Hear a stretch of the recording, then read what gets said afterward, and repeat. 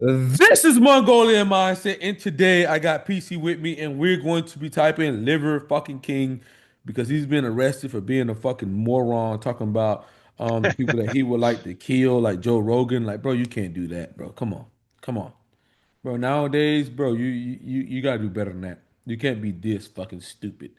So guys, we're gonna be using Linda Berens Interaction Styles and Temperament combined with cognitive functions. We have all these broken down on the fucking channel, right? We have these broken down on the fucking channel. Like, why do people ask me stupid questions? Because all this stuff is broken down on the channel, right? Hmm.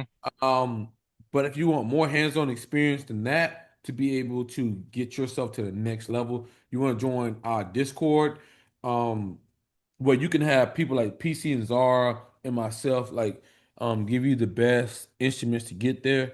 They've already got things already like set out from like, okay, these are the first books you should read. This is the second book you should read. Third book you should read. And I think it's phenomenal. I think no one else is doing that. And I think if you want to be special in whatever you do, you got to put in the time. If you don't want to put in the time, bro, you're gonna be trash. You'll be like personality dummy base out here just fucking just moving around, stupid, just saying stupid shit. And if you guys don't know, like, bro, it's literally it's on site with personality database. If you're from personality database, it's on site. I think you're a moron. I think you're stupid. There's not me and you can't have a conversation. It's on site. PC, anything you want to say about Liver King before we get into this? Not so much about Liver King, but I'm going to say I've seen a lot of comments about past videos and stuff, and people want uh, uh, more accurate stuff as to why we're coming up with the stuff we're coming up with. I'm not going to keep I'm going to respond to some things, but I'm not going to go for multiple days arguing with people. If people really want to understand this stuff, then you're going to have to get into Demigod Dojo, man, where we'll actually take the time to actually teach you this stuff, man. I'm not going to waste time arguing the same thing with the same people over and over again. So, Yeah, yeah. yeah. You got to remember, man. Like, not everybody actually reads sources. So when you're arguing with a Mm. lot of people, you're arguing with somebody who hasn't read anything that wants the opinion about something that they haven't done the work to form an opinion about, and that it's ridiculous. I just let me tell you honestly, I just won't even. I'm not even a fan of it. I just will not deal with it. That's me personally. Like, bro, I. Like most people don't even know who the fuck Dario Nardi is. If you don't know who Dario Nardi is, you shouldn't even make like an accurate assessment about anybody when it comes to type. Period. If you don't know who Linda Berens is, Yeah. you shouldn't make an accurate assessment about type. Period. If you don't know who David Kersey is, you should not be making an accurate assessment about type. Period. John Beebe. If you don't know who John Beebe is, you should not be opening your fucking mouth. You're talking about a four function model, bro. You're dead. Like you're dead. Somebody should just Mm. like fucking just bury you 6 feet under. Like that's just being honestly, realistically there. If you, it's just crazy. I honestly I respect the people who come and I'll say this, I respect the people more who come from C.S. Joseph than I do like any other place because at least they have some type of a background. These most of these other people have absolutely no background at all. And I will always say what I always say about EMPs. They're very good at getting started into something. But if you want to get more thorough in what you do and master the material, you got to do that yourself. So that's what I will always Mm. say. Um, yeah, PC. Anything you want to say for that? Anything else? We've covered it. Yeah. Yeah, yeah, yeah. All right, guys. So we're getting into this Liver Kingness because Liver King has been arrested, right? He's been arrested for threatening Joe Rogan and a couple other people. They picked him up as a terrorist attack. So this is gonna be interesting. We're gonna go in. We're gonna go to a person. We're gonna go to a video back in the day and try to figure out his personality type and kind of see kind of what went wrong. Like what went wrong with Liver King? Well, How did he come to yeah. these type of conclusions? Like, what's wrong with this guy? Is he a censor? Is he an intuitive? Usually, intuitives go crazy. I'm just gonna be honest with you. Well, he hasn't just been having a go at Joe Rogan. There's been a huge bunch of people like Greg Doucette and other people like that, because a lot of people have called him out over trying to peddle shit supplements, basically. Hmm. Um, so like he's been through many uh I don't know, like yeah, a lot of people have been coming at him for a whole lot of shit. Also the fact that there's been a lot of rumors that the guy's been on PEDs when Yeah. he's claiming full natty and all that kind of stuff. And yeah, so this guy's had a lot of controversy over a lot of years. So yeah. And I'm gonna just be honest with guys, like, yo, when you're looking at a person, right, and you're trying to figure out are they natty or not, it's very simple, right? It's very simple. It's are they shredded, big, and strong, right? These are three levers: shredded, strong, and also big. If you get all three of those levers, this person's on steroids.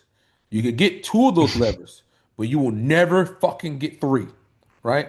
If they got all three, they're on fucking steroids every fucking time.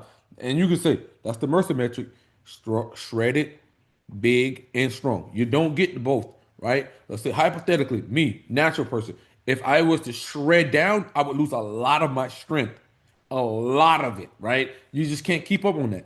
If you're on steroids, you can keep that shit, right? Also, the shoulder shows a lot about like if somebody's on steroids or not. It's pretty easy to see. Like this guy's clearly over 35, bro. Once you go over 30, your testosterone starts to drop, and that's scientifically proven. So how can you keep up this type of size when your testosterone is dropping?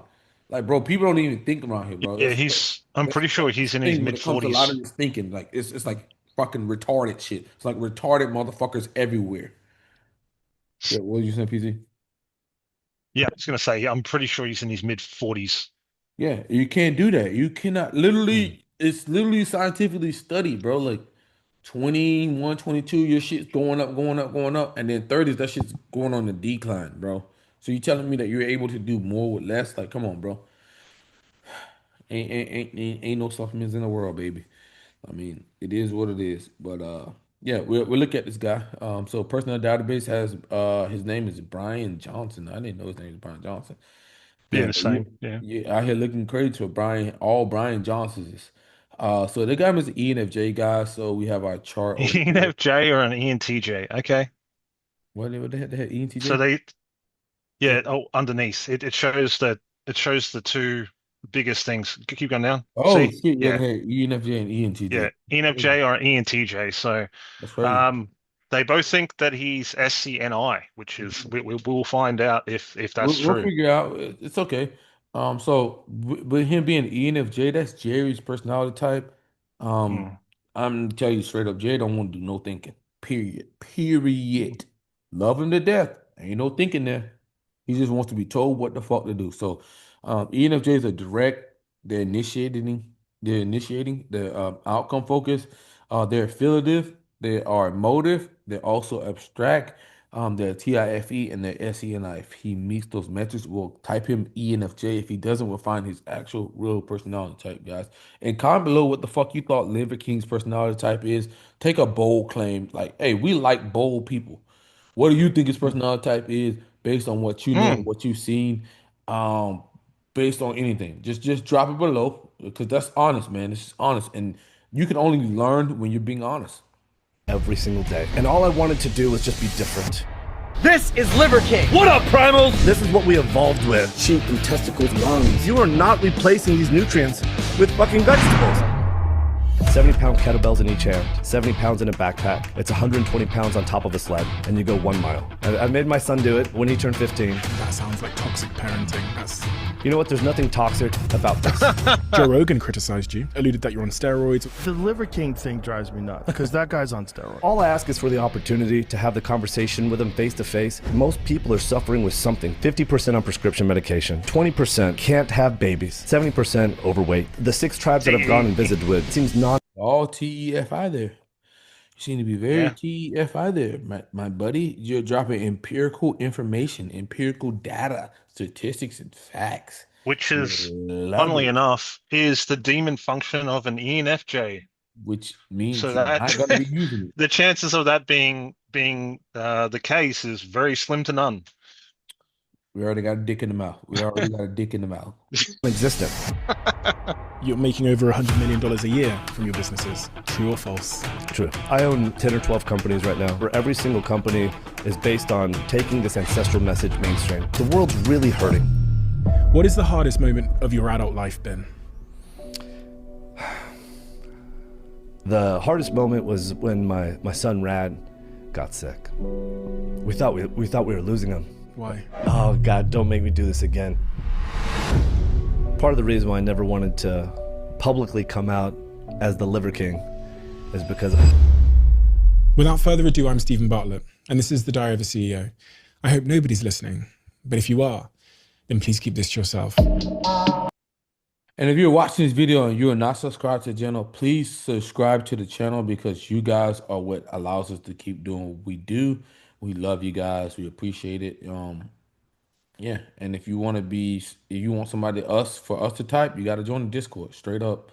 And if you want to be type us, you better hurry the fuck up and get in the Discord ASAP and get 25 because we're going to be charging very soon.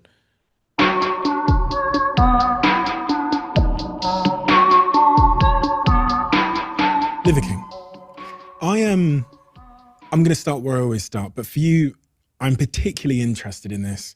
Can you tell me the context I would need to know about your earliest years that went into shaping the man that you went on to become? I'm talking before 10 years old. What is that context? Wow, before 10 years old. I grew up with a brother and with a mom that was mom and dad. I have no memory of my dad. When I was 2 or 3 years old, he died. He was serving in the Air Force and he died. And so my mom was really tough on us, really tough on us. What I mean by that is it seemed like, brothers together are always raising hell, getting in trouble. And she seemed to just beat the shit out of us. And it's just normal. It's just normal. And then sometimes she would drop us off at her parents' house in California, and they would do the same thing. And later on, I realized my mom got it from her dad, and they're just doing the best, right? They're doing the best that they can. And so I'll say my mom was really, really tough on me growing up. She had us enrolled in all the typical sports, all the traditional sports. And I just wanted to be just like my brother. He's a year and a half older than me. I just wanted to be exactly like my brother. And here's the thing, we had 2 friends up the street, best friends, Chris and Aaron. And they were everything, going to play sports, go and hang out with these guys, going skateboarding. It just seemed like every day was full of activity. And you said describe it up to 10. That was about 10. It's interesting that you said describe it up to 10 because I would say just to about 10, life was incredible. It was like perfect. Everything. I mean, just like every day was full of laughter, no responsibility, falling off the skateboard, getting banged up, and back then, you could take your skateboard anywhere. My mom would let us go to the movies, on the skateboard. And so growing up, I just remember these were just up to about 10. It was just filled with so much joy. Yeah. And then after 10? Yeah. So it's almost like it all switched overnight. So the friends that we had up the street, they moved to another town. And then I went from elementary school to middle school. And I would say this is when my first rite of passage really took place. It was like a living fucking hell. I was the only one of my kind in middle school. I was undersized. I was tiny. I was just a little guy. I knew I looked funny, and I got the shit kicked out of me every single day. I remember I would come home, and I would look in the mirror. I would look at the clothes that I had. I had absolutely no concept of self-worth. I was totally embarrassed. I was humiliated of this kid that I had become. And all I wanted to do was just be different. I was like, why couldn't I have been born different? Why couldn't I look like these guys look? And so I remember coming back from school the first day, tears coming out of my eyes, and I told my mom I'm never going back. And my mom, she looked at me with such certainty that she wasn't going to have any part of this conversation. And it was the first time she really did this. It was, I'll say my mom, prior to that, like we could talk about anything. But the minute I brought this up, she was so stern about it. I knew that this was off limits. And so I never went back to her about any issue I had in middle school. But middle school, think about this. My friends are gone from up the street. I had no one to talk to. I'm getting informing. Yeah, I was going to say, man, this guy cannot get to the fucking, he cannot finish a sentence. Yeah, I'm getting informing, man. I'm getting hardcore informing. I didn't want to jump down or anything. I was just really wanting to listen to him and make sure, what's going on here. But I'm getting hardcore informing. Yeah. About this stuff. I didn't have a dad to mentor me. My brother, that's a year and a half older, is now hanging out with his older friends. And then he goes off to high school. So I'm not able to talk to him about it. And it's just, At least you got man, access. I couldn't wait for these years to be over. And I remember keeping a list of people that like a hit I remember keeping TE. a list of people. That's TE. list. I would write down the names. If I could get revenge on these people, these are the 5 or 6 guys, that every fucking day they would bully me. I mean, I would be blindsided out of nowhere. Sometimes somebody would punch me and I would More SI experience. More SI experience. More SI experience. The worst thing about when people giving their SI experience is like, bro, you can't validate if it's true or not. You really can't. It's more experience. More experience, that's the worst thing with people like that, they could over exaggerate things, they could push it all around. Like, bro, there's no way to validate what he's saying here, man. And that's why I literally hate SI experience. wake up just with my book bag. The bell had already rang. Going to middle school was just a living hell. I had to figure out a way out of that hellhole. I had started lifting weights just Living hell, SI, more Mm. experience, SI. Yeah, we got ENFP here. He's ENFP. Yeah, prior to he's 10 giving me for no like really good Hmm? yeah, he's giving me like Enneagram 8 fucking vibes. Like he's obviously gone through the fucking ringer, and this is the essentially the way he kind of tackles the fact that he was bullied and stuff by Mhm. being this projection of himself. So therefore he cannot no longer be fucking vulnerable. So yeah. Yeah. reason. One of my mom's boyfriend, Michael Glidenser, he was a pharmacist. He said, "Hey, I got this old bench in my garage. You want this bench?" And I was like, "Sure, I'll take it." And I was just drawn to it. I was just drawn to it. And then something happened where I realized like this is the only place I could really control the outcomes in my life.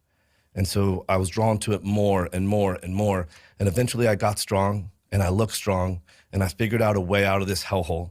I figured out how to kind of blend in. I figured out how to get some respect. I'm about 14. Progression, progression, progression, progression, Mm. progression, progression, like a mind. Progression, progression, progression, progression, progression. Yeah, yeah. We got it, bro. We got you. We got you. Hey, it's okay. It's okay, bro. Not everybody's built tough or Already tough. rang. Going to middle school was just a living hell. I had to figure out a way out of that hellhole. I had started lifting weights just prior to 10 for no really good reason. One of my mom's boyfriend, Michael Glidenser, he was a pharmacist. He said, "Hey, I got this old bench in my garage. You want this bench?" And I was like, "Sure, I'll Yeah, take that it." was informing. And I was just drawn to it. I was just drawn to it. And then something happened where I realized like this is the only place I could really control the outcomes in my life. And so I was drawn to it more and more and more. And eventually I got strong and I looked strong and I figured out a way out of this hellhole. I figured out how to kind of blend in. I figured out how to get some respect. I'm about 14 at this point. And at this point, I got both my ears pierced twice. I got my hair slicked back. I'm wearing the baggy jeans. I got the bomber jacket on. I'm kind of fitted in a little bit. I kind of figured that out. And my mom moved me. She moved us because the high school that the middle school fed to was more of the same, actually even worse, even worse. And so she moved me to a predominantly Caucasian place that was more like me, but I had just figured out how to fit in with a different demographic. And I'm thinking, I go to high school and I'm like, oh my God, not all over again. Everyone's wearing tight pants now. Nobody has their hair slicked back. Nobody has an earring in their ear. But you know what? Like I had known, I So, figured so, so what I'm picking up here is that he took on a black person's persona. That's what I'm getting here. When he's talking about he went from one school to the next school, he took on a black persona, and you will see this a lot with ENTPs, ENFPs, ISTPs. I'm telling you this. If you've ever seen it, um, especially ENTPs and ISTPs, they have a black soul. I don't give a fuck if it's a white dude. They have a black soul. You listen to them and watch them, and I'm telling you, it will come the fuck out. ENFPs to, but not to the degree that the ENTP and the ISTP have it. I'm telling you this shit now. I'm like Christian told me the other day, and he's fine. He's like, bro, I finally found my niche. He said, and he's like, And he was like, bro, and I look at the community he's in, it's like a pure black community. But that's what he feels the best at, you know. Um, Christian, I swear to God, like I've said it since we were kids. We're like, I'm like, bro, bro, you were born black, boy.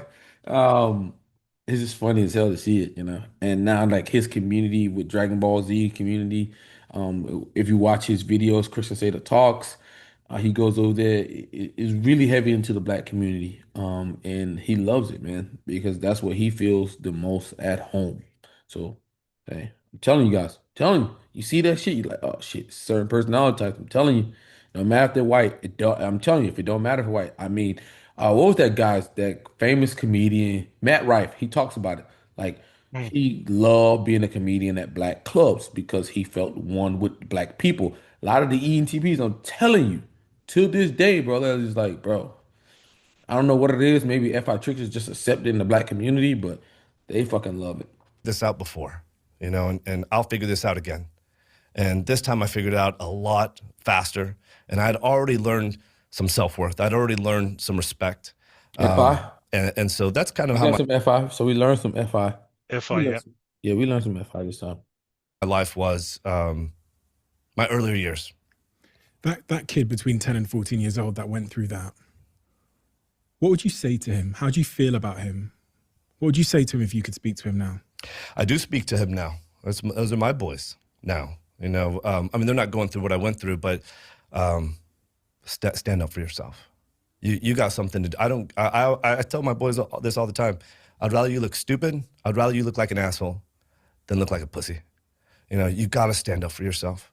I never stood up for myself. I mean, every day something would happen, and I never stood up for myself. I never pushed back. I never punched back. Yeah, And this is all there's this one Enneagram time 8 in shit. the courtyard, a new kid had come to school, Chuck. He looked like Yeah, you fucking what you saying, pieces? I said literally all that shit about having to stick up for yourself. No, that's all Enneagram 8 shit. Mm-hmm. It's crazy. me. He's getting in fights every day, but he's punching back. So once a week, he's leaving with a bloody face, and I'm thinking, oh God, I don't want to look like that. I don't want anything to do with that. Eventually, I start to make friends with this guy Chuck, but Chuck Aggression. Eventually, I started making friends like Chuck. now gets accepted because Chuck is pushing back and Chuck is fighting back. And meanwhile, in parallel, I'm kind of making friends with him, and then somebody tells him something about me, and then he approaches me in the courtyard. And he starts pushing me in the courtyard. Now we got a group of, I don't know, 50, 60, 70 people circling around us. He's just pushing me back, and I'm just going back. And eventually I trip over a planter. But almost right before that, I said, hey man, you don't want to fight me. You don't want to fight me. I'm a pussy. That's what I said to him. You know, and for the longest time, I wouldn't tell that story to anybody. I wouldn't tell it to my own kids. I was so embarrassed to tell that story. I'm proud to tell that story now, you know, because what forged me are those days, right? And so if I had the opportunity, That's like Forged me. FISI. That's SI inferior, baby. What Yeah, it's forged like me? FISI. I'm proud to tell that story. SI inferior. From my scars, I am become a forge of iron. Mm. It's crazy, man. It's crazy. I'm sorry to hear that, man. would have said is push back, fight. You know, you need to stand up for yourself right now and for the rest of your life. This is what you need to do. And everything's going to be okay. You know, it's okay to get bloody. It's okay to fight. You need to fight. We evolved fighting, right?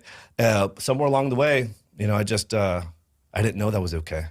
And I was just scared out of my mind that the kind of fights that I saw every day, you know, just there's so much blood, and the teachers would never break up these fights. Because if a teacher broke up this fight, that teacher's getting it that day. So the fights lasted so long, they would wait for the gym coaches to come all the way over to the fight to break up those fights. I wanted no part of that. So I wish I had somebody tell me, you know, I don't give a shit about you getting suspended. I don't care what happens to your face. You got to stand up for yourself, and you got to push back, and you got to fight. If I could give you an eraser and you could apply that eraser to those 4 years in your life from 10 to 14, and you could make it different, you could make it rosy and idyllic and picturesque, would you now use the razor and erase those 4 years of your life? You know the answer is no. You know, I mean, I couldn't be more grateful for those 4 years. This was my first rite of passage. This forged me into the unrelenting evolutionary hunter that I am today. I mean, I figured that shit out on my own. This is probably a gift I didn't have a dad. This is probably a gift I didn't have somebody to put their arms, because you figure that shit out on your own. You cross this chasm, right? I always think about going through these 4 years, and I think I would never allow my kids to do this. But my kids need this too, right? They need the equivalent of this rite of passage. So no, I would never take it. And I think everyone, who is self-made has various rites of passage at different stages and phases of their life. This was my first rite of passage. So I didn't tell you how grateful I am for it. I'm incredibly grateful. I figured that shit out. Progression. And then I figured out the next one and the next one. And then eventually you're like, you know what? Progression.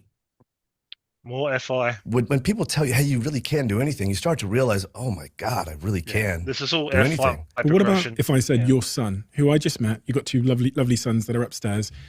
What if I said your sons had to go through those 4 years to figure it out? Would you, and there's a button here that you can press, they get bullied, beat up every day for 4 years, and feel how you felt at 10 years old. Would you press the button and put your two sons through it?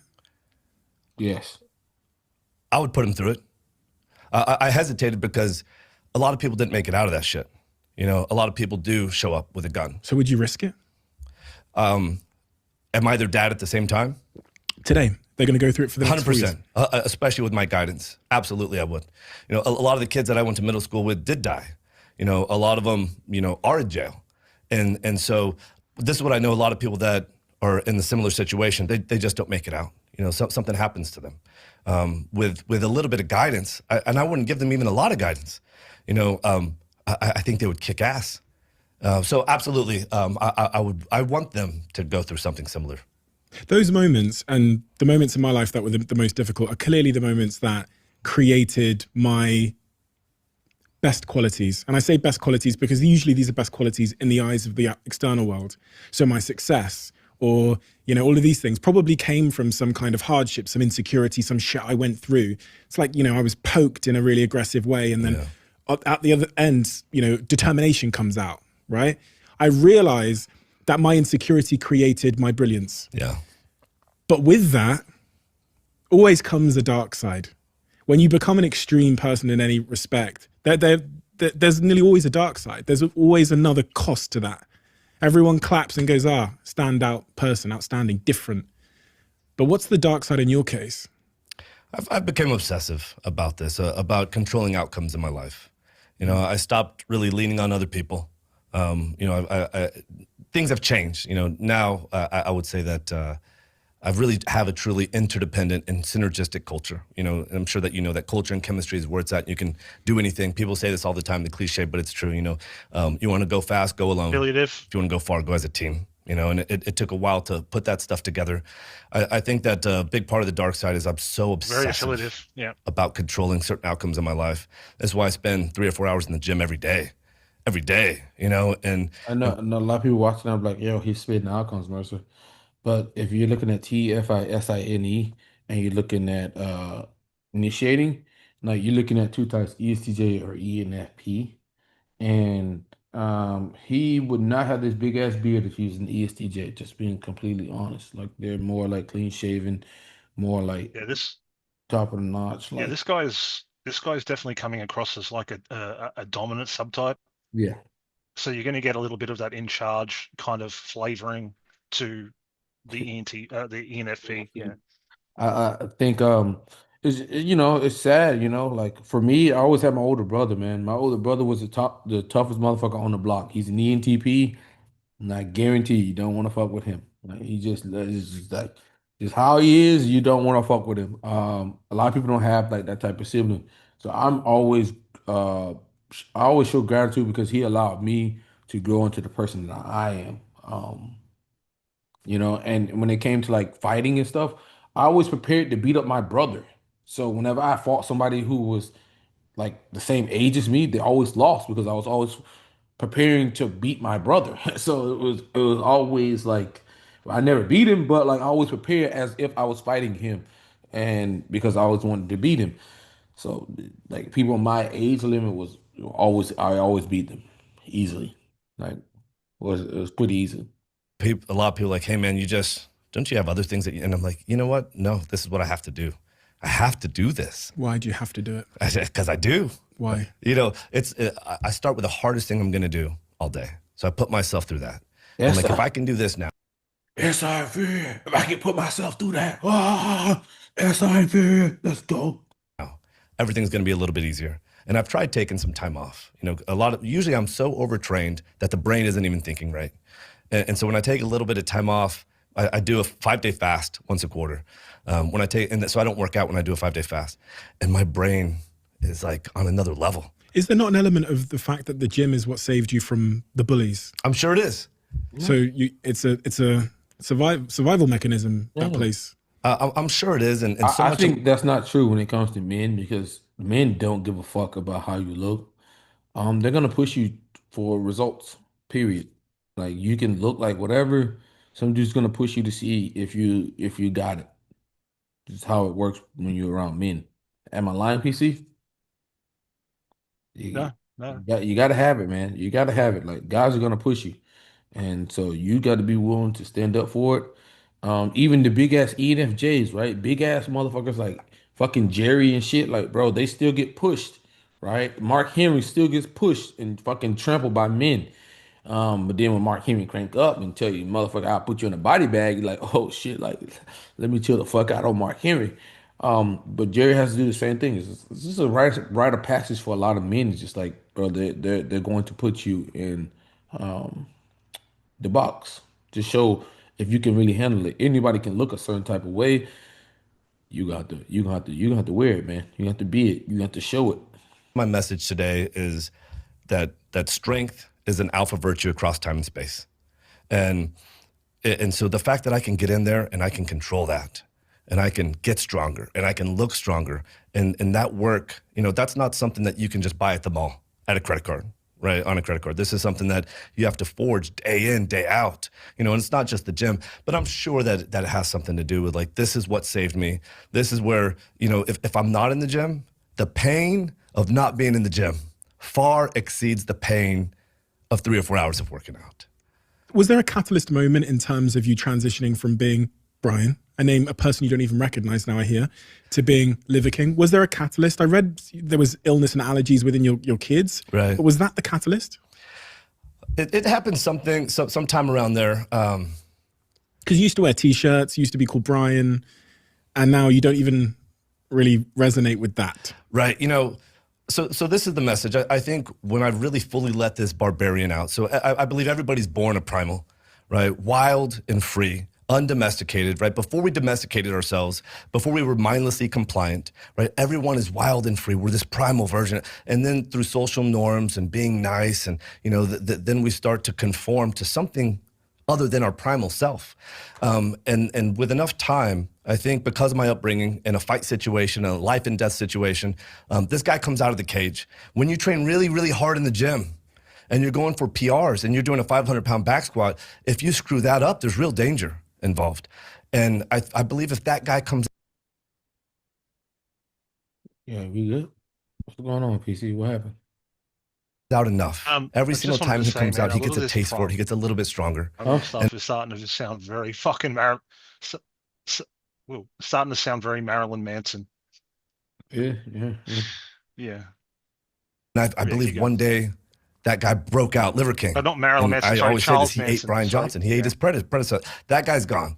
Because when that guy comes out, it's your truest, most authentic form, right? And that's why I said I think we're going to be, you know, dynamic here today. Because if this is about being real and raw, a true primal is the most authentic, truest, you know, to him. And when you can be that uninhibited, it's freeing. It's completely freeing. And I was like, when you can be like that, life's like a party. Why would you ever want to go back? I call Brian Johnson the corporate, you know, Brian. Like, why would you ever want to go back to that? You know, to being nice and to saying things that you don't actually mean, you know. When you say being nice, what's wrong with being nice? Well, because you're a very nice guy. Thank you for saying so. I asked my kids on the way over here, you know, to explain to me how you would describe me. And one of them said, badass. Another said, like a king because you dominate your environment. And then he said, because sometimes you're also a dick. And I said, let's talk about that, right? Because public accountability is a big deal to me. And again, what we do is far more important than what we say. And if somebody's making Yes, excuses in front of my kids, I say, hey man, what Really you're do. doing is making excuses. What you need to do is own what you did, because I don't want to hear excuses. You need to have enough insight. Somebody needs to tell you. And the thing is, if I don't do it right now, number one, it's not a good example for my kids. Number two, because of time, I might not ever see this person again. And so I take the time to do it. And I'm sure that person thinks I'm a dick. And everyone kind of thinks I'm a dick. You know, I could have done it privately, but if I think like that, it probably would never happen. So thank you for saying that you believe I'm a nice guy. I believe I'm a nice guy too.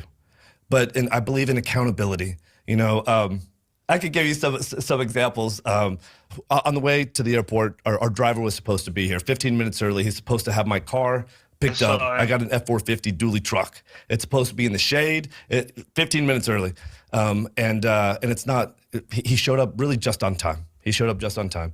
And we get in the car. It's hot as shit. We're all sweating, you know. And again, I'm good with all that stuff. I'm good with, but you know what? I sweat for 4 or 5 hours a day. You know, I'm like, I'm ready to get in the car. Right now I'm ready to be comfortable. And I said, hey, Adam, what happened? And he said, well, I just got back from Mexico. I was driving with somebody, you know, in an RV, yada, yada, yada. And I said, Adam, all those are excuses. What I want to hear you just say is, I showed up late. This is my fault. This won't happen again. And so he starts going into all, and I said, oh man, don't make me do this, not in front of my kids, right? Because I can't allow you to do this. I can't allow this to be any. So I let him have it. I say, hey man, I just want you to own it. I want you to say that you messed up. Here's how you're going to get better. Here's how you're going to fix it. And he proceeds to still defend. He felt like he needed to defend himself a little bit more.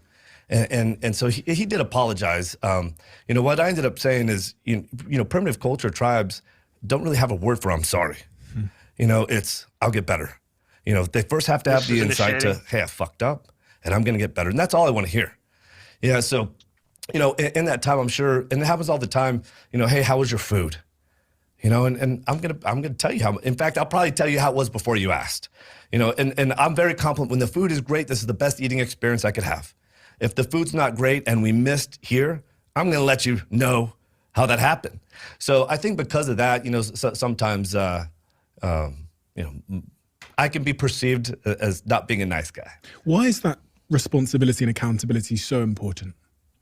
Why is it so important? What's the cost to ourselves, our lives, our society if we don't take responsibility and we aren't accountable and we resort to blame and excuses? Yeah, you know, so the name is Liver King for a couple of different reasons, but I believe everybody has the same primal potential to become anything. And when you can become anything, you realize that you're a true king. You're a self-made king, and that's all about what I believe I model, teach, and preach is taking extreme ownership, leadership, responsibility over the life that you shape and create.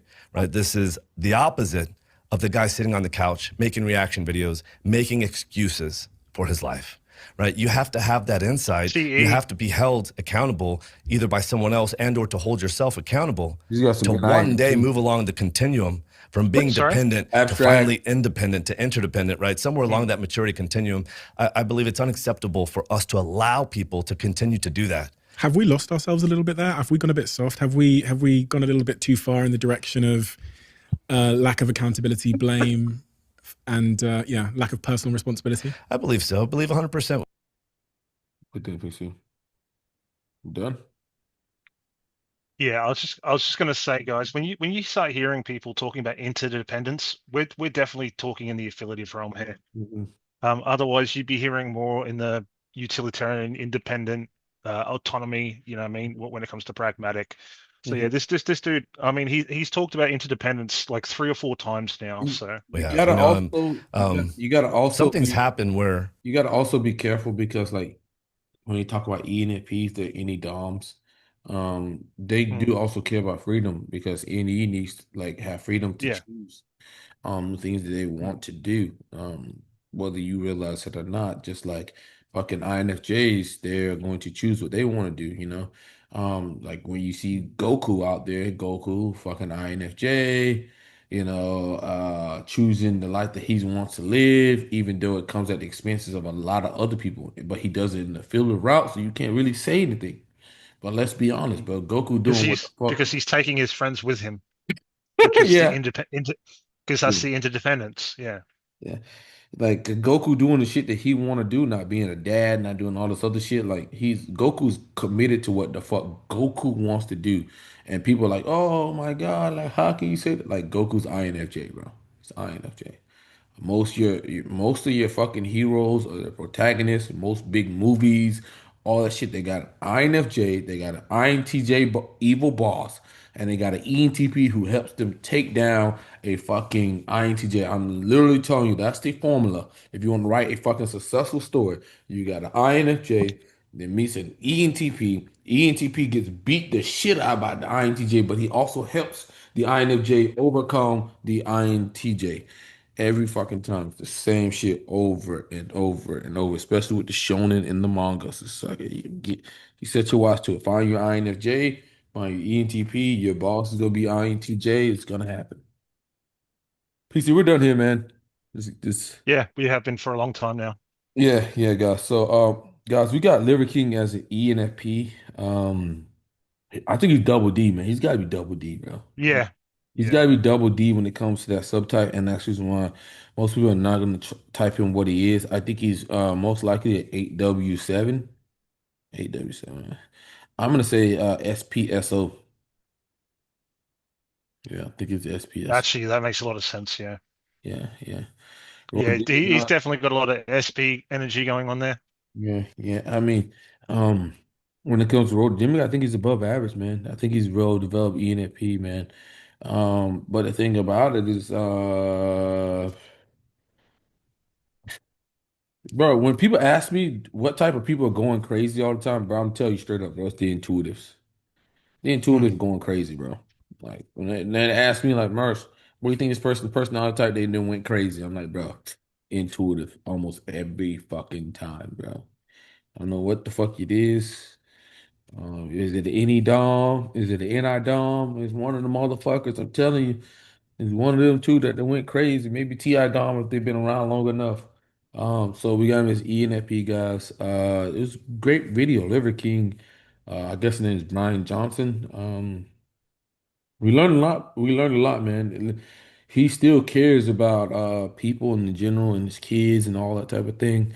But he just goes about his own way in his flawed own reasoning, right? A lot of people like Liver King, they have this fallacy called natural fallacy. So they believe that anything that's natural is correct, and that's a fallacy. That's not true. It's Hmm. called the natural fallacy. So. You catch a motherfuckers keep saying like, "Oh well, this is natural, so we should do it." Like, bitch, you are doing a natural fallacy. That is incorrect thinking. So, over here on Mongolian Mindset, we are big on those fallacies. Make sure that you don't get tricked by them. PC, anything you want to say? No, man, we pretty much covered it. So Yeah, yeah. So guys, like, comment, subscribe. Comment below what you thought Liver King personality type is. Personality database had him as ENFJ. I mean, they had him affiliative, but they got a lot of other things wrong. You guys saw it, as we say, like personality database is probably right once in a blue moon.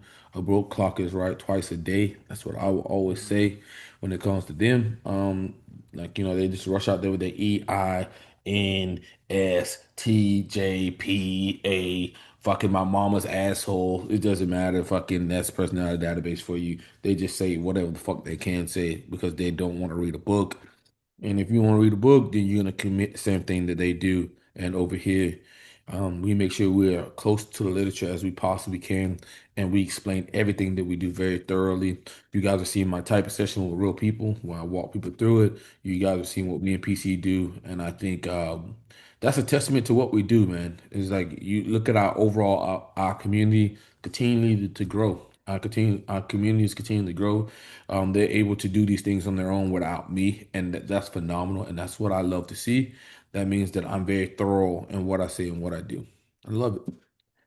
All right, PC man. And remember, guys, it's Mongolian Mindset, and we're fucking out. Peace.